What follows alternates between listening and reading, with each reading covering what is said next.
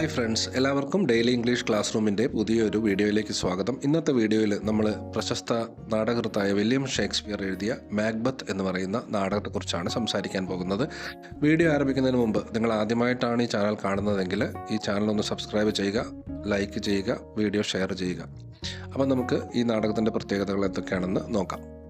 ഈ ഒരു നാടകം ഷേക്സ്പിയർ എഴുതുന്ന സമയത്ത് ഇംഗ്ലണ്ടിൻ്റെ രാഷ്ട്രീയ അവസ്ഥകൾ എന്തായിരുന്നു എന്നുള്ളത് കൃത്യമായിട്ട് നമ്മൾ മനസ്സിലാക്കിയിരിക്കണം. 1603 എലിസബത്ത് രാജ്ഞി മരിച്ചപ്പോൾ സ്കോട്ട്ലൻഡിലെ ജെയിംസ് രാജാവ് ഇംഗ്ലണ്ടിൻ്റെ രാജാവായി. ജെയിംസ് ഉടനെ തന്നെ ഷേക്സ്പിയറുടെ കമ്പനിയുടെ രക്ഷാകർതൃത്വം ഏറ്റെടുക്കുകയും അത് രാജാവിൻ്റെ ആക്കി മാറ്റുകയും ചെയ്തു. ഷേക്സ്പിയറിൻ്റെ നാടക കമ്പനി അദ്ദേഹം ഏറ്റെടുക്കുകയും കിങ്സ് മെൻ എന്ന ഒരു പുതിയ പേര് അതിന് നൽകുകയും ചെയ്തു. അദ്ദേഹത്തോടുള്ള നന്ദി സൂചകമായിട്ടാണ് ഷേക്സ്പിയർ ഈ ഒരു നാടകം എഴുതിയിട്ടുള്ളത്. ഇതിലെ അദ്ദേഹം ജെയിംസ് രാജാവിൻ്റെ പൂർവികനായിട്ടുള്ള ബാങ്കോയെ കുറിച്ച് സംസാരിക്കുന്നുണ്ട്. ബാങ്കോ എന്ന വ്യക്തി യഥാർത്ഥത്തിൽ ഹോളിൻഷെഡിൻ്റെ ക്രോണിക്കിൾസ് എന്ന് പറയുന്ന ഈ ഒരു നാടകത്തിൻ്റെ സോഴ്സ് പ്രകാരം ഡങ്കൻ രാജാവിനെ കൊല്ലാൻ മാക്ബത്തിനെ സഹായിച്ച ഒരു വ്യക്തിയായിട്ടാണ് പറഞ്ഞിരിക്കുന്നത്. എന്നാൽ ഷേക്സ്പിയർ തൻ്റെ രാജാവിനെ പ്രീതിപ്പെടുത്താനായി ബാങ്കോയെ ഒരു നല്ല കഥാപാത്രമായിട്ട് ഇതിൽ അവതരിപ്പിച്ചിരിക്കുന്നു. ഈ നാടകത്തിൻ്റെ മറ്റ് പ്രത്യേകതകൾ എന്തൊക്കെയാണെന്ന് നമുക്ക് നോക്കാം. ഇതിൻ്റെ മുഴുവൻ ടൈറ്റിൽ എന്ന് പറയുന്നത് ദ ട്രാജഡി ഓഫ് മാക്ബത്ത് എന്നാണ്. ഇത് എഴുതിയിരിക്കുന്നത് 1606 വിശ്വസിക്കപ്പെടുന്നു. ഇംഗ്ലണ്ടിൽ വെച്ചിട്ടാണ് ഇത് എഴുതിയിരിക്കുന്നത്. അതുപോലെ ഇത് പബ്ലിഷ് ചെയ്തിരിക്കുന്നത് 1623 ഇത് ദ റിനൈസൻസ് പീരീഡ് അതിൽപ്പെടുന്ന ഒരു വർക്കാണ്. അതുപോലെ ഇത് ട്രാജിക് ഡ്രാമ എന്ന് പറയുന്ന വിഭാഗത്തിലാണ് പെടുന്നത്. ഇതിൻ്റെ കാര്യങ്ങൾ നടക്കുന്നത് സ്കോട്ട്ലൻഡിലും അതുപോലെ കുറച്ച് ഭാഗങ്ങൾ ഇംഗ്ലണ്ടിലുമാണ്. ഇതിൻ്റെ സോഴ്സ് എന്ന് പറയുന്നത് റാഫേൽ ഹോളിൻഷെഡിൻ്റെ chronicles of England, Scotland and Ireland എന്ന് പറയുന്ന ഒരു ഗ്രന്ഥമാണ്. ഈ നാടകത്തിലെ പ്രധാന കഥാപാത്രങ്ങളെ നമുക്ക് പരിചയപ്പെടാം. മാക്ബത്ത്, അദ്ദേഹത്തിൻ്റെ ഭാര്യ ലേഡി മാക്ബത്ത്, സുഹൃത്തായ ബാങ്കോ, മാക്ഡഫ്, കിങ് ഡങ്കൻ പഴയ രാജാവ്, അതുപോലെ രാജാവിൻ്റെ മകനായ മാൽക്കം, അതുപോലെ വിയേർഡ് സിസ്റ്റേഴ്സ് എന്ന് പറയുന്ന 3 ദുർമന്ത്രവാദിനികൾ. ഇവരാണ് ഈ നാടകത്തിലെ പ്രധാന കഥാപാത്രങ്ങൾ. നമുക്ക് ഓരോ കഥാപാത്രങ്ങളെയും പ്രത്യേകമായിട്ട് പരിചയപ്പെടാം. Macbeth, lady Macbeth's husband and a Scottish nobleman. രണ്ടാമത്തെ കഥാപാത്രമാണ് ലേഡി മാക്ബത്ത്, മാക്ബത്തിൻ്റെ ഭാര്യയാണ്. മൂന്നാമത്തെ ബാങ്കോ എന്ന് പറയുന്നത് ഒരു നോബിൾ മാനാണ്, Scottish nobleman, general and friend of Macbeth. Macduff മറ്റൊരു സ്കോട്ടിഷ് നോബിൾ മാനാണ്. അതുപോലെ തന്നെ തെയ്ൻ ഓഫ് ഫീഫ്, അദ്ദേഹത്തിൻ്റെ ഭാര്യയുടെ പേരാണ് ലേഡി മാക്ഡഫ്. മറ്റൊരു കഥാപാത്രമാണ് കിങ് ഡങ്കൻ, സ്കോട്ട്ലൻഡിൻ്റെ രാജാവാണ്. അതുപോലെ മാൽക്കമിൻ്റെയും ഡൊണാൾബേൻ്റെയും പിതാവാണ്. മാക്ബത്ത് ഇദ്ദേഹത്തെയാണ് വധിച്ചതിന് ശേഷമാണ് രാജാവായി മാറുന്നത്. മാൽക്കം പഴയ രാജാവിൻ്റെ മൂത്ത മകനാണ് മാൽക്കം. അതുപോലെ തന്നെ കിരീടാവകാശിയായി ഡങ്കൻ രാജാവ് പ്രഖ്യാപിച്ച മകനും കൂടിയാണ് മാൽക്കം. അടുത്ത കഥാപാത്രമാണ് ദ വിയേർഡ് സിസ്റ്റേഴ്സ്, അല്ലെങ്കിൽ 3 വിച്ചസ്, ദുർമന്ത്രവാദിനികൾ. ഇവരാണ് മാക്ബത്തിനെ കുറിച്ചിട്ടുള്ള ചില കാര്യങ്ങൾ മുൻകൂട്ടി പ്രവചിക്കുന്നത്. ഈ പ്രവചനങ്ങൾക്ക് കീഴ്വഴങ്ങിയാണ് മാക്ബത്ത് തൻ്റെ ജീവിതത്തിൽ വലിയ ദുരന്തത്തിലേക്ക് ചെന്നെത്തുന്നത്. അടുത്തതായി നമ്മൾ നോക്കാൻ പോകുന്നത് ഈ നാടകത്തിൽ നടക്കുന്ന കാര്യങ്ങളെക്കുറിച്ചാണ്. നാടകം ആരംഭിക്കുന്നത് ഒരു യുദ്ധത്തോടു കൂടിയാണ്. സ്കോട്ടിഷ് വിമതരുടെ സഹായത്തോടെ നോർവീജിയക്കാർ സ്കോട്ട്ലൻഡിനെ ആക്രമിക്കുന്നു. സ്കോട്ട്ലൻഡുകാർ തങ്ങളുടെ രാജ്യത്തെയും അവരുടെ പ്രിയപ്പെട്ട രാജാവായ ഡങ്കനെയും വളരെ വിജയകരമായി സംരക്ഷിക്കുന്നു. ഇതിന് മുൻകൈയെടുത്ത ഒരു ജനറലാണ് മാക്ബത്ത്. മാക്ബത്ത് ഗ്ലാമിസ് എന്ന് പറയുന്ന പ്രദേശത്തിൻ്റെ ഭരണാധികാരി കൂടിയായിരുന്നു. ഈ യുദ്ധത്തിന് ശേഷം മാക്ബത്ത് അദ്ദേഹത്തിൻ്റെ സുഹൃത്തായ ബാങ്കോയും തിരികെ വരുന്ന വഴിക്ക് അവർ 3 ദുർമന്ത്രവാദിനികളെ കാണുന്നു. ഈ ദുർമന്ത്രവാദിനികൾ മാക്ബത്തിനെ അഭിസംബോധന ചെയ്തത് thane of Cawdor and king hereafter എന്നാണ്. അതായത് കോഡറിൻ്റെ ഭരണാധികാരിയും ഭാവിയിലെ രാജാവുമായിട്ടാണ് അവർ മാക്ബത്തിനെ അഭിസംബോധന ചെയ്തത്. ഇതിൽ അത്ഭുതപ്പെട്ട മാക്ബത്ത് എന്തുകൊണ്ടാണ് തന്നെ ഈ ദുർമന്ത്രവാദിനികൾ ഇങ്ങനെ വിളിച്ചത് എന്ന് മനസ്സിലാവാതെ പരിഭ്രമിച്ചു നിൽക്കുന്നു. എന്നാൽ ദുർമന്ത്രവാദിനികൾ ബാങ്കോയെ അഭിസംബോധന ചെയ്തത് താങ്കൾ രാജാവാകില്ലെങ്കിലും താങ്കളുടെ സന്താന പരമ്പരയിൽ ധാരാളം രാജാക്കന്മാർ ഉണ്ടാകും എന്ന് പറഞ്ഞുകൊണ്ടായിരുന്നു. ഉടൻ തന്നെ മാക്ബത്തിന് ഒരു വാർത്ത ലഭിക്കുന്നു. യുദ്ധത്തിൽ താൻ ചെയ്ത സേവനങ്ങൾക്ക് പകരമായി രാജാവ് തന്നെ തെയ്ൻ ഓഫ് കോഡറായി നിയമിച്ചിരിക്കുന്നു എന്നുള്ള വാർത്തയായിരുന്നു അത്. അപ്പോൾ ഈ ദുർമന്ത്രവാദിനികൾ പ്രവചിച്ച കാര്യങ്ങൾ യാഥാർത്ഥ്യമാവാൻ തുടങ്ങുന്നത് മാക്ബത്ത് തിരിച്ചറിഞ്ഞു. അങ്ങനെയെങ്കിൽ തനിക്ക് രാജാവാകാനും കഴിയും എന്ന് അദ്ദേഹം വിശ്വസിക്കാൻ തുടങ്ങി. ഉടൻ തന്നെ ഡങ്കൻ രാജാവ് മാക്ബത്തിനോടുള്ള പ്രത്യേക നന്ദി സൂചകമായി മാക്ബത്തിൻ്റെ കൊട്ടാരത്തിൽ അന്നേ ദിവസം താമസിക്കാൻ വരുമെന്ന് അറിയിക്കുകയും ചെയ്തിരിക്കുന്നു. ഇത് നല്ലൊരു അവസരമായി മാക്ബത്തിന് തോന്നുകയാണ്. രാജാവിനെ വധിക്കാൻ പറ്റിയ അവസരമാണ്. അതിലൂടെ തനിക്ക് രാജാവാകാനും കഴിയും എന്ന് മാക്ബത്ത് വിശ്വസിക്കാൻ തുടങ്ങി.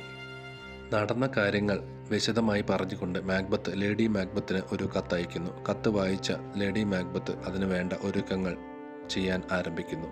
അപ്പോഴാണ് രാജാവ് അവരുടെ കൊട്ടാരത്തിൽ താമസിക്കാനായി വരുന്നത്. ഇത് നല്ലൊരു അവസരമാണെന്ന് കണ്ടുകൊണ്ട് മാക്ബത്തും ലേഡി മാക്ബത്തും രാജാവിനെ വധിക്കാനുള്ള ശ്രമം ആരംഭിക്കുകയാണ്. ലേഡി മാക്ബത്ത് വളരെ തന്ത്രപൂർവ്വം രാജാവിൻ്റെ പരിചാരകരെ മദ്യലഹരിയിലാക്കുകയും മാക്ബത്തിനെ വിവരമറിയിക്കുകയും ചെയ്യുന്നു. മാക്ബത്ത് രാജാവിൻ്റെ കിടപ്പുമുറിയിൽ വരികയും ഒരു കഠാര ഉപയോഗിച്ച് രാജാവിനെ കുത്തിക്കൊല്ലുകയും ചെയ്യുന്നു. അതിൻ്റെ കുറ്റം പരിചാരകരുടെ മേൽ ചാരുകയും ചെയ്യുന്നു.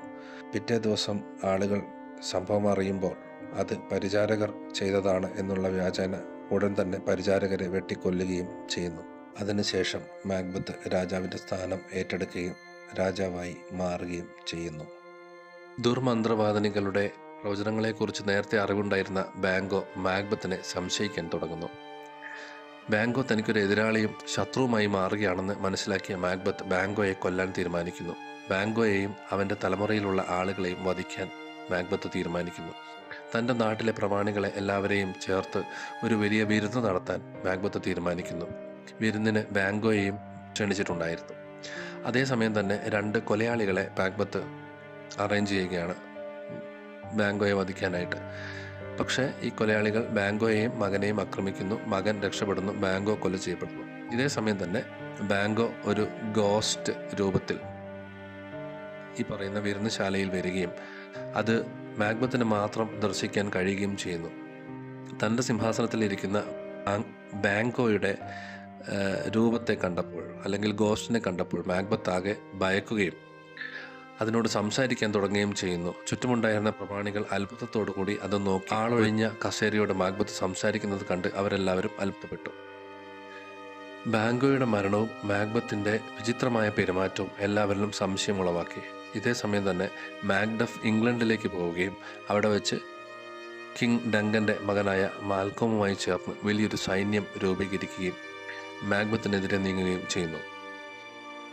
ഇനി താൻ എന്താണ് ചെയ്യേണ്ടത് എന്നറിയാനായി മാക്ബത്ത് ദുർമന്ത്രവാദിനികളെ ഒരിക്കൽ കൂടി സന്ദർശിക്കാൻ തീരുമാനിക്കുന്നു. തൻ്റെ ഭാവി എന്താണെന്ന് അവരോട് ചോദിക്കാനായിട്ട്. അവർ വീണ്ടും 3 കാഴ്ചകൾ മാക്ബത്തിനെ കാണിച്ചു കൊടുക്കുകയാണ്. ഒന്നാമത്തെ കാഴ്ചയിൽ ഒരു മുഖം തെളിഞ്ഞു വന്നു. അത് അവർ പറഞ്ഞത് മാക്ഡഫ് എന്ന് പറയുന്ന ആളെ നിങ്ങൾ ശ്രദ്ധിക്കണം, സൂക്ഷിക്കണം എന്നായിരുന്നു. രണ്ടാമത്തെ കാഴ്ചയിൽ പറഞ്ഞ കാര്യം ഒരു മനുഷ്യനും സ്ത്രീയിൽ നിന്ന് ജനിച്ച ഒരു വ്യക്തിക്കും മാക്ബത്തിനെ കൊല്ലാൻ കഴിയില്ല എന്നുള്ള കാര്യമായിരുന്നു.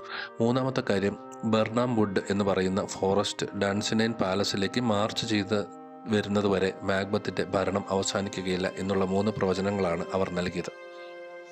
ഇനി തന്നെ ആർക്കും ഒന്നും ചെയ്യാൻ കഴിയില്ല എന്നുള്ള ആത്മവിശ്വാസത്തോടുകൂടി മാക്ബത്ത് കൂടുതൽ ക്രൂരനായി മാറുകയും തന്നെ അനുസരിക്കാതിരുന്ന മാക്ഡഫിൻ്റെ കൊട്ടാരത്തിലേക്ക് കൊലയാളികളെ അയക്കുകയും മാക്ഡഫിൻ്റെ ഭാര്യയെയും മക്കളെയും കൊലപ്പെടുത്തുകയും ചെയ്തു. ഈ വാർത്ത മാക്ഡഫ് പിന്നീട് അറിയുകയും ഈ ചെയ്ത ക്രൂരതയ്ക്ക് മാക്ബത്തിനോട് പ്രതികാരം ചെയ്യുമെന്ന് അദ്ദേഹം ശപഥം ചെയ്യുകയും ചെയ്യുന്നു. താൻ ചെയ്തു പോയ തെറ്റുകളെക്കുറിച്ചുള്ള കുറ്റബോധം ലേഡി മാക്ബത്തിനെ അലട്ടാൻ തുടങ്ങി. ഉറക്കമില്ലാതെ അവർ വല്ലാതെ ബുദ്ധിമുട്ടി. ലേഡി മാക്ബത്ത് ഉറക്കത്തിൽ നടക്കാൻ തുടങ്ങുന്നു. കൈകളിൽ കഴുകിയാലും തീരാത്ത രക്തക്കറവുള്ളതായിട്ട് അവർ സങ്കല്പിക്കാൻ തുടങ്ങുന്നു. വൈകാതെ തന്നെ ലേഡി മാക്ബത്ത് മരണപ്പെടുന്നു. അതിനുശേഷം മാക്ബത്ത് തൻ്റെ ജീവിതത്തിൻ്റെ അർത്ഥശൂന്യതയെക്കുറിച്ച് അയാൾ മനസ്സിലാക്കുന്നു. ജീവിതം എന്ന് പറയുന്നത് ഒരു നാടകം പോലെയാണ് എന്നൊക്കെ അദ്ദേഹം പറയുന്നു. ബർണാം വുഡിലെത്തിയ മാൽക്കവും അദ്ദേഹത്തിൻ്റെ സൈന്യവും അവരുടെ എണ്ണം മറച്ചു വെക്കാനായി ഒരു രഹസ്യ തന്ത്രം പ്രയോഗിക്കുന്നു. എല്ലാവരും ഓരോ മരത്തിൻ്റെ ശാഖകൾ വെട്ടിയെടുത്ത് അതിൻ്റെ മറവിലാണ് മുന്നോട്ട് നീങ്ങിക്കൊണ്ടിരുന്നത്. മുകളിൽ നിന്ന് നോക്കുന്ന ഒരു വ്യക്തിയെ സംബന്ധിച്ചിടത്തോളം കാട് നടന്നു വരുന്നതായിട്ടുള്ള ഒരു അനുഭവമാണ് അത് ഉണ്ടാക്കിയത്.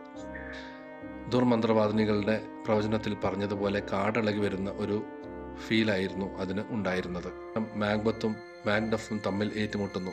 തന്നെ ആർക്കും വധിക്കാൻ കഴിയില്ലെന്നും സ്ത്രീയിൽ നിന്ന് ജനിച്ച ഒരാൾക്കും തന്നെ കൊല്ലാൻ കഴിയില്ല എന്നും ഉറച്ചു വിശ്വസിച്ച മാക്ബത്ത് പിന്നീടാണ് ദുർമന്ത്രവാദിനികളുടെ വാക്കുകളുടെ അർത്ഥശൂന്യത മനസ്സിലാക്കിയത്. താൻ എല്ലാവരെയും പോലെ സാധാരണ അമ്മയുടെ ഗർഭപാത്രത്തിൽ നിന്ന് പ്രസവിച്ച ഒരു വ്യക്തിയല്ല എന്നും അകാലത്തിൽ അമ്മയുടെ ഗർഭപാത്രത്തിൽ നിന്ന് കീറി മുറിക്കപ്പെട്ട് വന്ന ഒരു വ്യക്തിയാണ് താൻ എന്നും മാക്ഡഫ് പറയുന്നതോടുകൂടി മാക്ബത്തിന് കാര്യങ്ങൾ വ്യക്തമാകുന്നു. അതിനുശേഷം മാക്ഡഫ് മാക്ബത്തിനെ വധിക്കുന്നു. മാൽക്കം വീണ്ടും സ്കോട്ട്ലൻഡിൻ്റെ രാജാവായി മാറുന്നു.